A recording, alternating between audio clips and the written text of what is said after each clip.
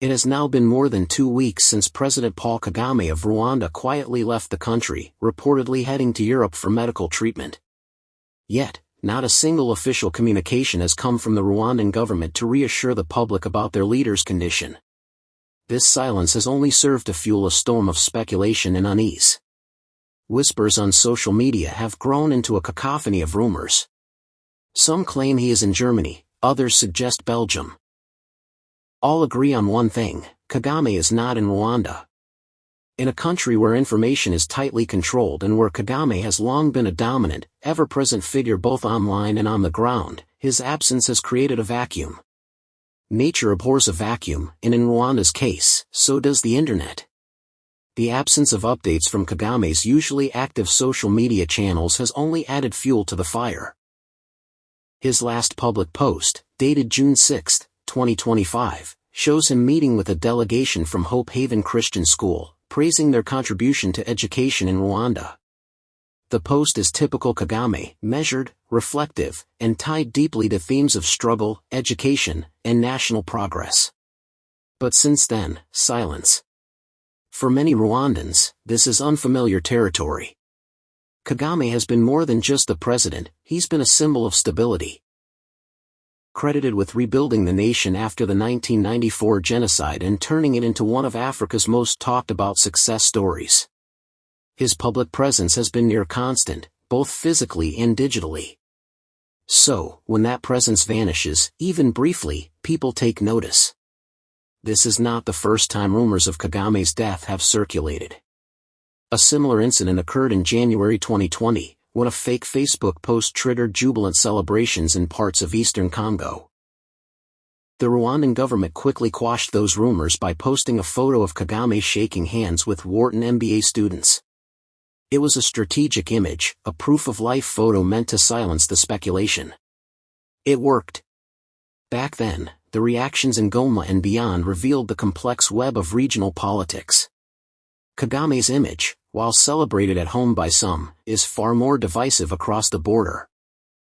The outpouring of joy in the DRC when the false rumor broke in 2020 was not just about Kagame, it was about what he symbolizes to his critics, an assertive, sometimes aggressive Rwanda under his command. To them, the idea of Kagame's absence was symbolic liberation. In the current moment, however, the situation is different.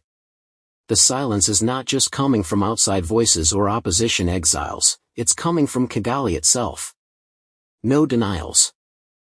No photo ops. No reassuring statements. Just a growing cloud of doubt. Opposition figures in exile, such as Father Thomas Nahimana, have not missed the opportunity to fan the flames. In the past, Nahimana has claimed Kagame was receiving palliative care, even alleging he was being kept alive for political continuity. Such claims, lacking clear evidence, were easy for Kigali to dismiss, especially when Kagame himself appeared in public soon after. This time, though, Nahimana's words hang differently in the air. Not because they're more credible, but because the usual counterbalance, Kagame's voice, or image, is missing. The consequences of these rumors are not trivial. In Rwanda, where politics is closely monitored and media tightly managed, uncertainty about the head of state breeds more than gossip, it breeds tension.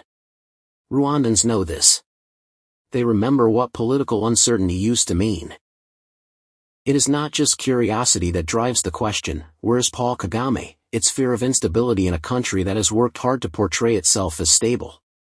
There is a deeply personal dimension to these concerns. For many, Kagame's story, rising from a boy in a refugee camp to the president of a nation, is more than inspiring. It's national mythos.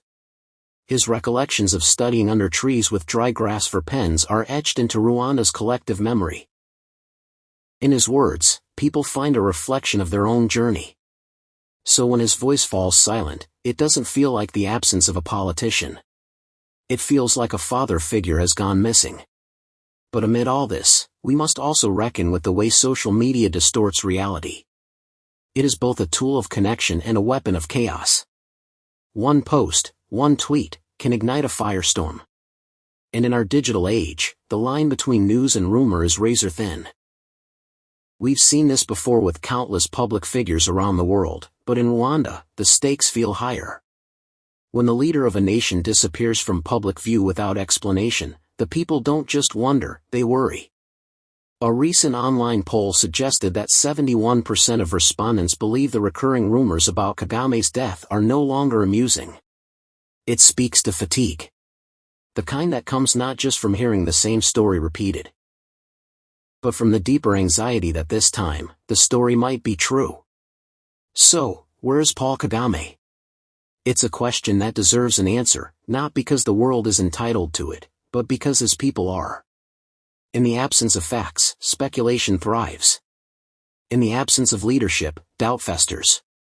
And in a country where silence has long been a political tool, the sound of that silence now feels louder than ever. If you liked our video, please remember to subscribe to our channel so as not to miss our other interesting videos coming up next. Thanks for watching our timely infos.